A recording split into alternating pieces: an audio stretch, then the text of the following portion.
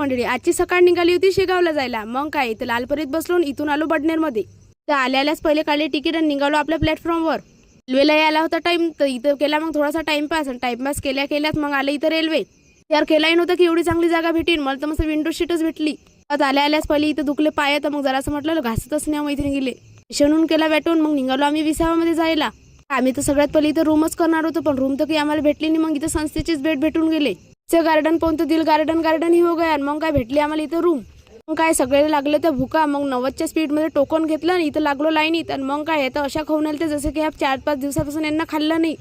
काय करते ह्या पोरीला खादोड्या, यांच्यासारख्या तर खादोड्या पोरी मग कुठं पाहिल्या नाही. मग काय इथं जरासा आराम केला आणि मग विचार केला होता की आता तर आपण दर्शनाला जाऊ, पण यांच्या मस्त्या तर काही सरूच नाही राहील. त्या पण मस्त तयारी केली. मग निघालो होतो आम्ही श्रीच्या दर्शनाला. कृती जबत मग लावला इथं टिक्का आणि मग निघालो होतो आम्ही दर्शनासाठी. तिथे एवढ्या इच्छा काही इकडे तिकडेच पळून आल्या त्या. मग काय पहिले तर आपल्या इथं पादुका ठेवल्या आणि मग निघालो आम्ही दर्शनासाठी. आणि इथं तर मस्त आरती चालू होती वाटते. तर माहिती आहे का, शेगावमध्ये तर 12 महिने गर्दी असतेच. आपल्या विदर्भाची दुसरी पंढरी आहे बा हे शेगाव. मग काय आपलं मस्त दर्शन झालं इथं. दर्शन करून मग मैत्रिणीला म्हटलं चल मस्त जरासं आपण यात्रा फिरू. मग यात्रा फिरलो आणि मग तिथून निघालो होतो आम्ही अजून दर्शनासाठी.